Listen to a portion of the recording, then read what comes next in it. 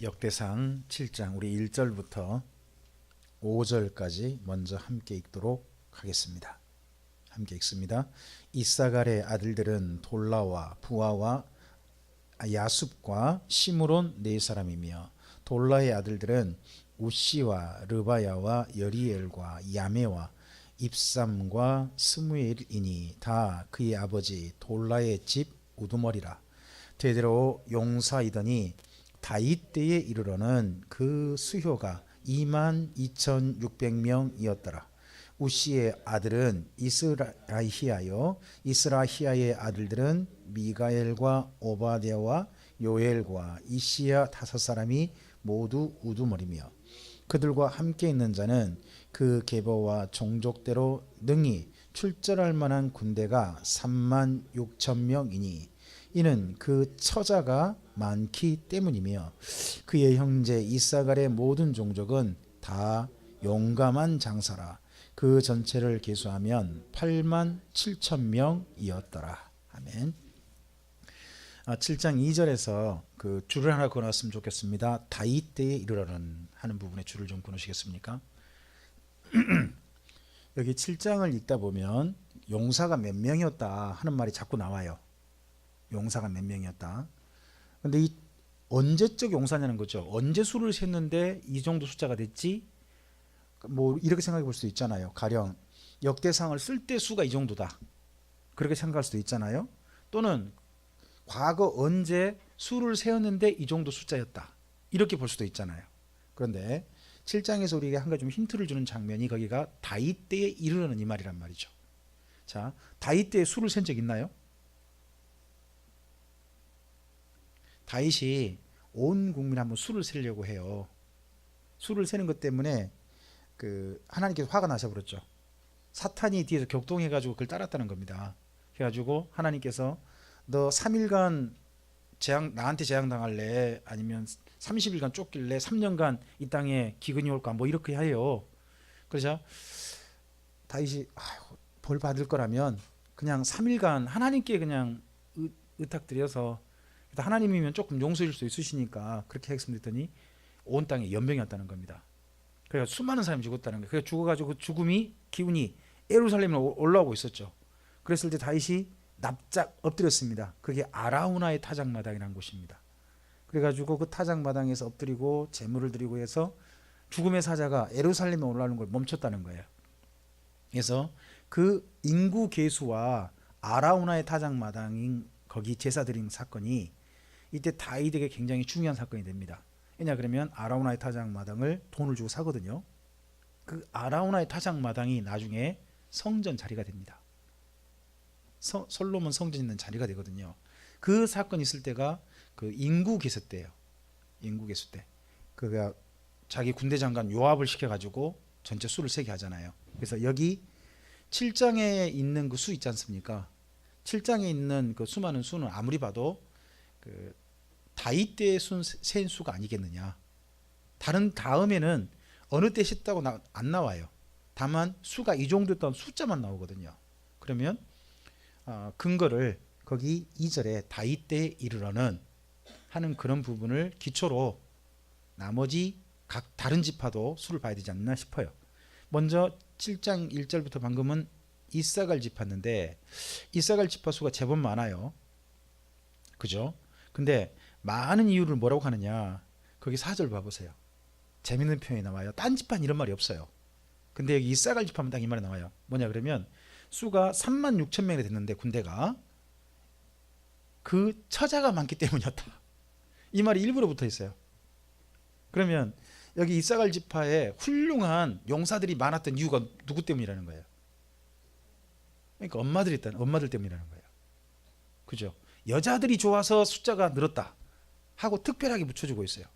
그죠? 그래서 굉장히 여기 7장 1절 여기 좀 의미심장합니다. 이사갈 그쪽 지파는. 그리고 그 나머지 모든 다 용감한 장사다 이런 표현으로 등장하죠. 그리고 7장 6절부터 12절이 베냐민 지파죠. 거기 6절에 보면 베냐민 나오잖아요. 근데 이게 또 8장에도 나와요. 또 나오는데 일단 여기 나와요. 우리 한번 7장 6절부터 읽어볼까요? 베냐민의 아들들은 벨라와 베겔과 여디아엘과 세 사람이며 벨라의 아들들은 에스본과 우시와 우시엘과 여리목과 일이 다섯 사람이니 다 그 집의 우두머리요 큰 용사라. 그 계보들을 계수하면 22,034명이다. 이 장 숫자만 나오지 어느 때 셌단 말이 없죠. 그러니까 그냥 이것은 어디에 근거해서 앞에 7장 2절에 다윗 때 센 수로 그냥 우리 짐작해서 읽어가 보자는 겁니다. 자, 그 다음 우리 8절입니다. 베겔의 아들들은 스미라와 요아스와 엘리에셀과 엘료에네와 오므리와 여레목과 아비야와 아나독과 알레메시니 베겔의 아들들은 모두 이러하며 그들은 다 그 집의 우두머리요 용감한 장사라. 그 자손을 계보에 의해 계수하면 22,200명이었다 합니다. 그 중간중간에 그 집의 우두머리란 말이 나오죠. 우두머리가 뭐예요 여기? 그 집의 우두머리가 뭘까요? 우리나라식으로 표현해보죠. 족장. 다른 말로 또 한다면 장손. 이 말이 가장 우리나라식으로 하면 제일 적절하지 않을까요? 장손 또는 뭐 장자 뭐 이렇게 표현하는 것도 괜찮지 않을까 싶습니다. 자, 좀 계속 좀 읽어가 보겠습니다. 우리가 지금 10절인가요? 예, 10절.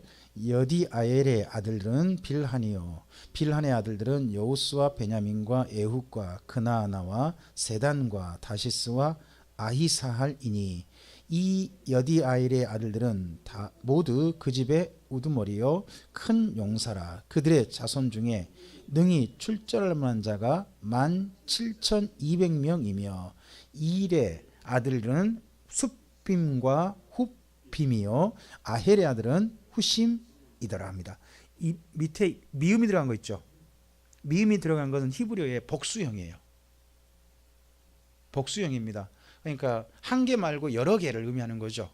자식들한테 여러 개 붙여놓은 너가 좀 너 말고도 좀 더 많이 번성해라 하는 그런 의미가 담겨 있겠죠. 그런 식으로 이름이 붙어 있습니다. 근데 납달리 자손은 13절 한 절만 나와요. 납달리 자손 읽어볼까요? 납달리의 아들들은 야시엘과 구니와 에셀과 살루미니 이는 필하의 손자들아. 이 말 한마디로 없어요. 이 말 한마디밖에 없어요. 그러고 봐서는 다윗 왕 때 그 족보는 다 기록했던 것 같은데 그 족보가 이때 그 역대상을 기록할 때까지 이 납달리 지파의 족보가 안 남아 있지 않았느냐, 거의 없지 않았느냐 좀 싶어 보여요. 이제 이게 전부 다 자기가 쓴 게 아니라 어떤 자료에 근거하다 보니까 이런 것 같습니다. 14절 이하 읽어볼까요? 므낫세의 아들들은 그의 아내가 낳아준 아스리엘과 그의 소실 아람 여인이 낳아준 길르앗의 아버지 마길이니 마길은 훗빔과 숫빔의 누이 마아가라 하는 이에게 장가 들었더라. 므낫세의 둘째 아들의 이름은 슬로보앗이니 슬로보앗은 딸들만 낳았으며 마길의 아내 마아가는 아들을 낳아 그 이름을 베레스라 하였으며 그의 아우의 이름은 세레스이며 세레스의 아들들은 울람과 라겜이요 울람의 아들들은 부단이니 이는 다 길르앗의 자손이라. 길르앗은 마길의 아들이요 므낫세의 손자이며 그의 누이 함몰레겟은 이스훗과 아비에셀과 말라를 낳았고 스미다의 아들들은 아히양과 세겜과 리키와 아니암이더라 합니다. 이 상에서 어떤 족보가 므낫세의 자손은 수가 몇 명인지는 기록을 안 하고 있어요. 또 묘하죠.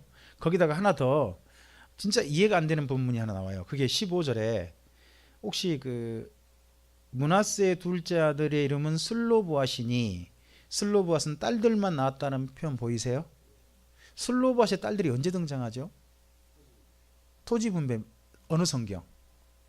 민수기죠. 민수기죠. 그럼 민수기면 므낫세가 누구냐 그러면 요셉의 아들이잖아요. 요셉의 아들이죠. 그럼 요셉 때로부터 출애굽 민수기 때 되면 시간이 몇 년 정도 기간이 있을까요? 그러니까 창세기하고 출애굽기 사이거든요. 그럼 적어도 300년을 봐요. 적어도 300년. 예? 길게는 우리가 400년을 본단 말입니다. 그러면 어때요? 이미 저기 창세기 끝날 때 므낫세가 존재하거든요. 근데 므낫세 그다음 아들이 누구냐 그러면 슬로보앗이에요. 여기 표현에 그렇죠? 그러면 슬로보앗 그러면 4대밖에 안 되죠. 슬로보앗 딸들은 이 딸들이 그럼 출애굽했단 말이 될까요? 광야 생활했던 그러니까 이런 것들이 족보가 우리를 헷갈리게 만든다는 거죠.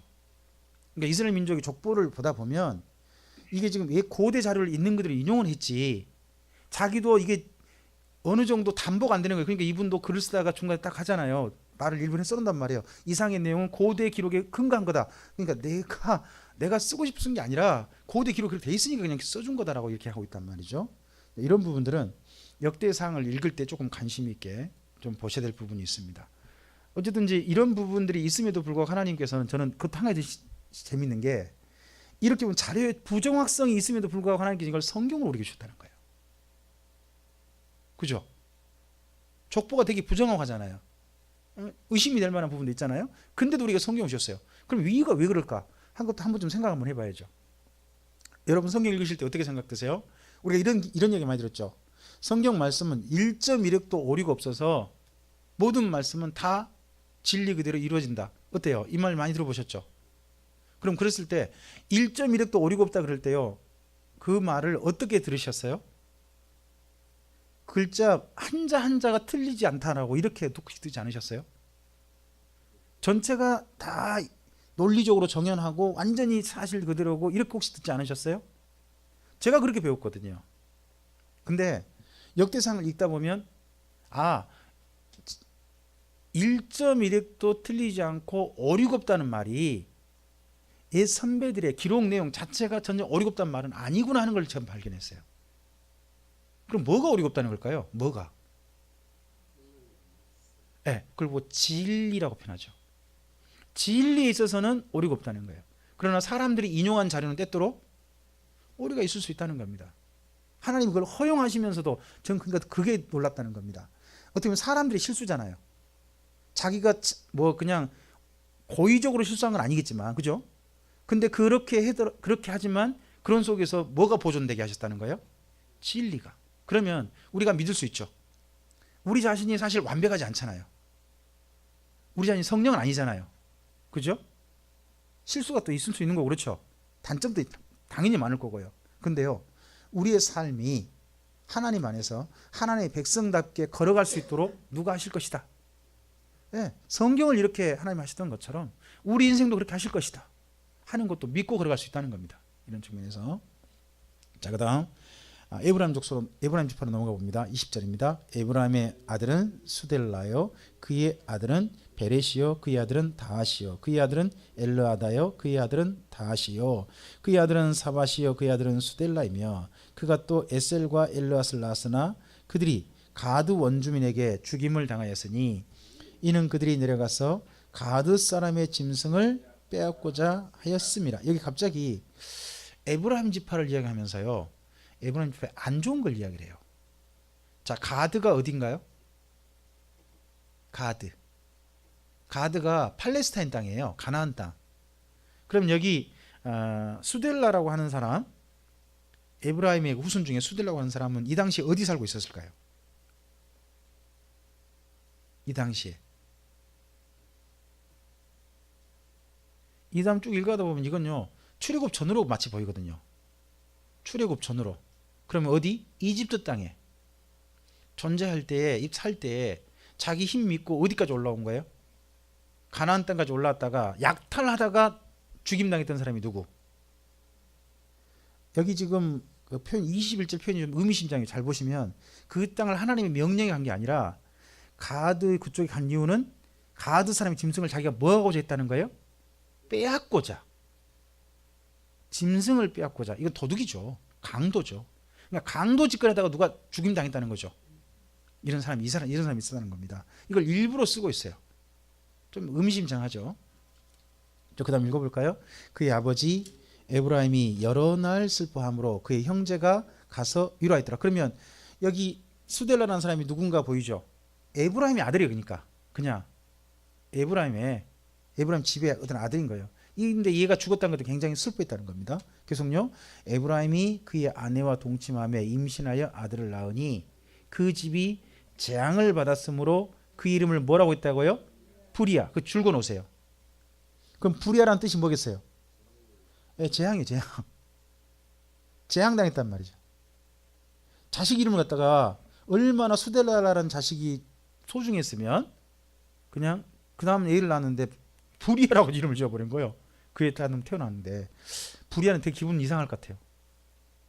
자기 이름을 부를 때마다 우리나라 말로 불이야는 별로 뭐 괜찮잖아요. 불이야? 불났어요? 뭐 이런 생각밖에 안 들지만 그쪽 말은 뭐예요? 재앙. 이런 말이란 말이죠. 자기를 부를 때마다 그런 식으로 할 때 기분 얼마나 이상하겠어요. 그렇죠? 근데요. 여기 또 놀라운 게 있어요. 자, 우리가 여기 역대상이라든지 이스라엘 족보 가운데 대표적으로 보아야 할 사람들이 있어요. 고라 있죠. 고라와 다단과 아비람. 고라의 후손 중에 누가 나와요? 사무엘이 나온단 말이에요. 사무엘이 나와요. 그럼 여기 지금 부리아라는 사람이 재앙을 당해서 부리아라고 이름 일부러 지었어요. 근데 부리아의 후손이 누가 나오느냐? 놀랍게도 여호수아가 나온단 말이죠. 이걸 좀 일부러 좀 한번 좀 기억해 볼 만한 부분이란 겁니다. 일단 읽어 볼까요? 자, 그 24절부터요. 에브라임의 딸은 세레아이니 그가 아래 윗성 벳호론과 우센세라를 건설하였더라. 부리아의 아들들은 레바와 레셉과 레셉의 아들은 델라여 그의 아들은 다한이요 그의 아들은 라단이요 그의 아들은 암미우시요 그의 아들은 엘리사마요 그의 아들은 누구라고요? 눈이요 그의 아들은 눈의 아들 여호수아 기억나시죠? 그러니까 여호수아의 조상에 누가 있다는 거예요? 에브라임도 있지만 중간에 누가 있다? 부리아. 그러니까 이건 이스라엘 민족 족보 가운데 상당히 우리가 의미심장한 부분들이 있어요. 사실은 우리 조상님들 가운데서도요 다 떳떳하고 자랑스러운 분만 있는 게 아닐 수도 있을 거예요. 그렇죠? 심지어 정말 다른 사람들 말하기에 창피한 분이 있을지도 몰라요. 그렇죠? 근데요 그런 분의 후손으로 누가 태어났다? 자랑스러운 사람이 태어날 수 있다는 거잖아요. 그죠? 이런 측면도 한번 우리가 좀 생각해 볼 만한 부분입니다. 자, 그 다음 우리 28절입니다. 에브라임 자손의 토지와 그 주지는 베델과 그 주변 마을이요 동쪽으로는 나아란이요 서쪽에는 게셀과 그 주변 마을이며 또 세겜과 그 주변 마을이니 아사와 그 주변 마을까지이며 또 므낫세 자손의 지기에 가까운 베스안과 그 주변 마을과 다아낙과 그 주변 마을과 무깃도와 그 주변 마을과 돌과 그 주변 마을이라. 이스라엘의 아들 요셉의 자손이 이 여러 곳에 거하였더라. 여기 에브라임이요 이스라엘에 특별히 거한 곳이 어디냐 그러면 바로 야곱이 차지했던 땅이에요. 이전 야곱이 장막 줬죠. 숫곳이 바로 세겜 곁이에요. 그래서 세겜 족속을 치고 그렇게 하기도 있죠. 그러면 차지했던 땅들이거든요. 그 땅을 그러면 자기 조상들이 머물렀던 그 땅을 어떻게 보면 최고의 땅, 조상이 정말 흔적이 머물러 있는 어떻게 보면 뭐라 그럴까? 장손의 땅? 장손이 차지해야 될 땅이 있잖아요. 그 땅을 차지한 지파가 누구라는 거죠? 에브라임 지파였다는 겁니다. 그래서 다른 지파에는 땅을 어디 차지했던 이야기가 안 나오지만 여기 에브라임 자손은 일부러 그 땅을 이야기하고 있어요. 이게 뭔 말이냐 그러면 이 에브라임 지파가 누구라는 이야기로 인정해 주는 겁니까? 야곱의 장자라는 의미로 인정해 주는 겁니다. 므낫세하고 에브라임이 야곱에게 안수받았던 축복받았던 기억나십니까? 손을 어긋맞게 가지고 동생인 에브라임에게 더 많은 복을 줬다 그러잖아요. 그 표현이 이런 데서 다시 한번 증명되는 겁니다. 이렇게. 자, 그 다음 30절입니다. 아셀의 아들들은 임나와 이스와와 이스위와 부리아요 그의 매제는 세라며 부리아의 아들들은 헤벨과 말겔이니 말겔은 비르사이스의 아버지이며 헤벨은 야블렛과 소멜과 호담과 그의 아들의 매제 수아를 낳았으며 야블렛의 아들들은 바삭과 빔할과 아스왓이니 야블렛의 아들은 이러하며 소멜의 아들들은 아히와 로가와 호바와 아람이요 그의 아우 헬렘의 아들들은 소바와 임나와 셀레스와 아말이요 소바의 아들들은 수아와 하르네벨과 수알과 베리와 아무라와 베셀과 훅과 사마와 실사와 아드란과 부에라요 에델의 아들들은 여분네와 비스바와 아라요 울라의 아들들은 아라와 한니엘과 리시아이니 이는 다 아셀의 자손으로 우두머리요 정성된 용감한 장사요 방백의 우두머리라. 출전할 만한 자를 그들의 계보대로 계수하면 2만 6천 명이었더라. 자, 이상의 숫자들은 전부 다 다윗왕 때 순세가 아니겠느냐 보여집니다. 자, 앞서서 근데 베냐민 지파 있었죠? 있었잖아요. 근데 8장 1절에 다시 또 누구로 돌아갑니까? 또 베냐민으로 돌아갑니다. 이게 왜 이럴까요? 자, 이스라엘 민족의 초대 왕이 누구예요? 사울이죠. 그러면 진짜 첫 왕가의 후손들이 누구예요? 베냐민 지파거든요. 그래서 베냐민 지파가 어느 땅에 살고 있느냐를 꼭 강조를 해요. 그래서 우리 끝을 먼저 읽어보면 거기 28절 끝에 보시면 어디에 살고 있다 그들이? 베냐민 지파가 8장 28절 보시면 어디에? 예루살렘에 거주하였더라. 혹시 그 표현이 보이신가요? 그 당시 예루살렘이 다윗 왕이 점령했지만 유다 지파의 중심지가 아니라 어느 지파의 중심지? 바로 베냐민 지파가 주로 살고 있는 중심지. 이런 것도 보인다는 겁니다. 자, 계속 좀 보겠습니다. 8장 1절입니다. 베냐민이 낳은 자는 맏아들 벨라와 둘째 아스벨과 셋째 아히라와 넷째 노아와 다섯째 라바이며 벨라에게 아들들이 있으니 곧 앗달과 게라와 아비웃과 아비수아와 나아만과 아호와와 게라와 스부방과 후람이라. 에웃의 아들들은 이러하니라. 그들은 게바 주민의 우두머리로서 사로잡혀 마나핫으로 갔으니 곧 나아만과 아히야와 게라이며 게라는 또 우사와 아히웃을 낳았으며 사하라임은 두 아내 후심과 바라를 내보낸 후에 모압 땅에서 자녀를 낳았으니 그의 아내 호데스에게서 낳은 자는 요밥과 시비아와 메사와 말감과 여우스와 사갸와 미르마이니 이 아들들은 우두머리이며 또 그의 아내 후심에게서 아비둡과 엘바알을 낳았으며 엘바알의 아들은 에벨과 미삼과 세메시니 그는 오노와 롯과 그 주변 마을들을 세웠고 또 부리아와 세마이니 그들은 아얄론 주민의 우두머리가 되어 그들이 가두 주민을 쫓아냈더라. 아히요와 사삭과 여레목과 스바랴와 아랏과 예델과 미가엘과 이스바와 요한은 다 부리아의 아들들이요 스바랴와 무슬람과 히스기와 헤벨과 이스무레와 이슬리아와 요밥은 다 엘발의 아들들이요 야김과 시그리와 삽디와 엘리에네와 실리데와 엘리엘과 아다야와 보라야와 시므랏은 다 시므이의 아들들이요 이스방과 예별과 엘리엘과 압돈과 시그리와 하난과 하나냐와 엘람과 안도디아와 이브드야와 분우엘은 다 사삭의 아들들이요 삼스레와 스하랴와 아달랴와 야레시아와 엘리야와 시그리는 다 여로함의 아들들이니 그들은 다 가문의 우두머리이며 그들의 족보의 우두머리로서 예루살렘에 거주하였더라. 이 8장에서는 특별히 전체적으로 베냐민 지파를 특별히 강조해서 이야기하고 있습니다. 그만큼 베냐민 지파를 존중해 주는 거죠. 자, 베냐민 지파를 존중해 주는 왕이 어느 왕이었을까요? 베냐민 지파를 특별히 존중해야 되는 정치적인 목적이 있는 왕, 다윗이겠죠. 그러니까 저는 이 8장도 다윗 왕 때 이렇게 따로 기록하지 않았을까 싶어요.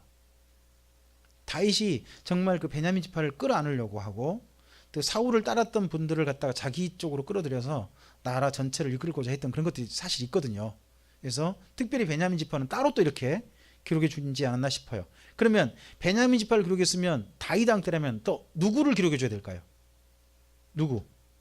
특별히 한 사람, 이 사람 꼭 기록해 줘야 돼요. 누구? 정치적 목적을 이 사람은 따로 언급해 줘야 된다고요. 다윗 왕 때라면 누가 있을까요? 그분이 사울 왕이에요. 사울 왕을 특별히 언급해 줘야 돼요. 그래서 그 다음 29절부터가 누구냐? 사울 왕의 후손들이에요.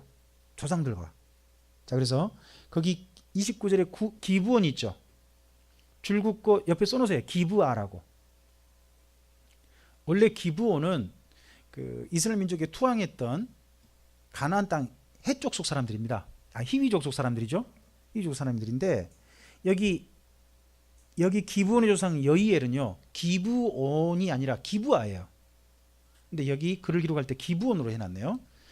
일단은 그래서 기브온과 기브아를 같이 뭐 부를 수 있나? 그건 제가 잘은 모르겠습니다. 근데 이걸 사삭이라든지 그 전으로 가보면 전부 다 기브아로 되어 있습니다. 거기는 기브아. 자, 좀 가볼까요?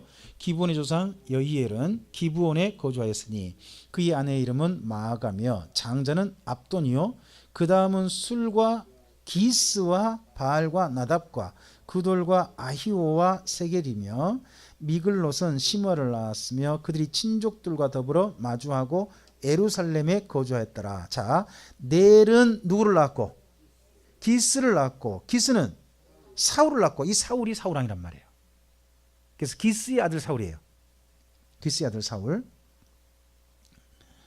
그 다음 계속 볼까요? 사울은 요나단과 말기수아와 아비나답과 에스바를 낳았으며 자, 요나단의 아들만 겨우 살아남았죠. 누구? 무리발.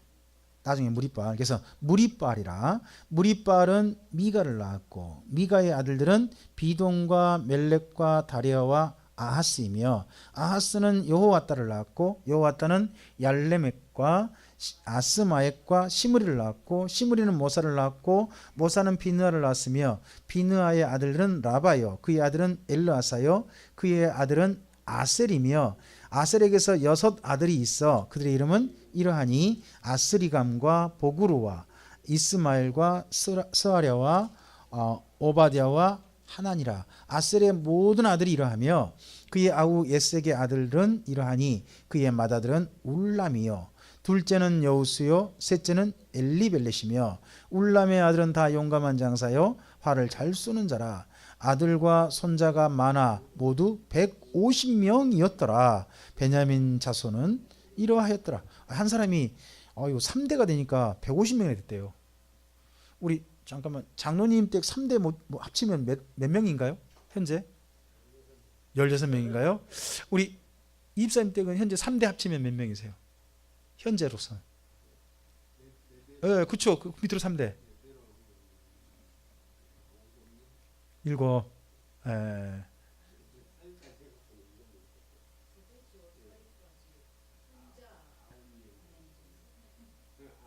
하여튼 그렇게 되잖아요. 근데 이분은 자기 때 자기가 해가지고 자기 아들 손자까지 가니까 150명이 됐대요. 진짜 어마어마하죠. 자손을 엄청 낳다는 얘기 아니에요. 이 집안은. 하여튼 이런 집안도 있어요. 이 집안은 저 교회 개척해도 되겠어요. 이건 충분히 딴 데 하지 않아도 충분히 이거 저 자립하고 남습니다. 이 정도면. 근데 이 가운데 이제 저는 이게 첫 출발은 다윗 왕 때 일부지만 그 다음 대가 계속 내려가거든요. 다윗 왕 때까지 온다면 어디서 끝나야 되냐? 무리발까지 끝나야 됩니다. 거기 요나단의 아들 있죠? 요나단의 아들 무리발 그 34절 있죠? 거기서 멈춰야 된다니까요. 다윗 왕 때 그 정도란 말이에요. 근데 그 다음 아이들이 계속 쭉쭉 내려가죠. 족보가 쭉 내려가잖아요. 그래서 저는 이 나머지 족보는 그 바벨론 포로 때까지 온 족보 있잖아요. 그런 족보일 가능성도 있겠다 싶은 좀 그런 측면은 있어요. 어쨌든지 이들 후손을 특별히 언급해 줬다는 겁니다. 그러니까 다윗 왕 때 족보 가운데 각 지파를 했지만 특별히 어느 지파를 존중해 줬다.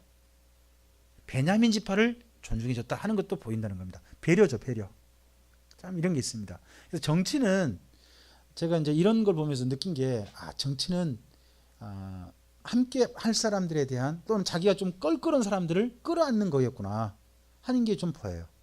뭐 그냥 수단일지 모르겠습니다만은 그래서 다윗 왕이 얼마나 조금 정치적으로 정말 능수능란했는가 하는 것도 이런 측면에서 한번 좀 볼 수 있다고 저는 생각합니다. 존중해 준 것을 이게 또 족보를 나중에요 숫자 센 걸 이스라엘 민족이 공포했던 것 같거든요.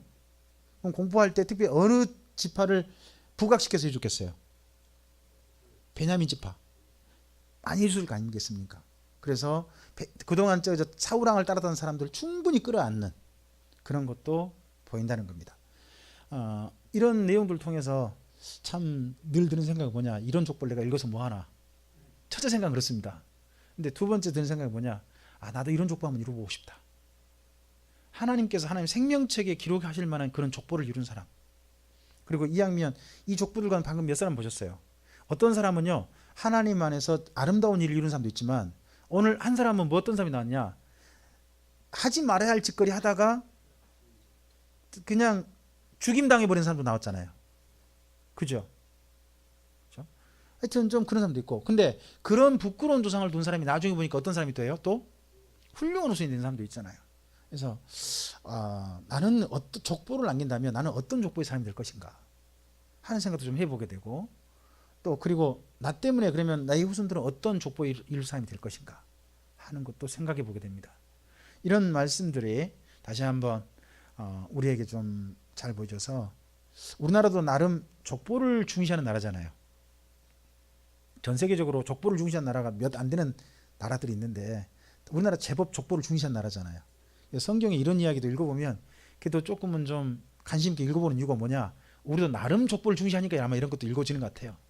하지만 족보를 중시하지 않는 나라들은요, 이거 본문 보면 패스할 것 같아요. 그냥 그럴 것 같아요. 어쨌든지 우리가 이건 잘 보고 우리의 삶이 주님 안에서 아름다운 족보를 이루어가는 그런 주님의 사람들로, 또 가문의 명문의 중심에 자리 잡은 사람들로 우리 자신들이 사용되어졌으면 좋겠습니다. 기도하겠습니다. 주님 감사합니다. 다이당 때 아마 족보 같습니다.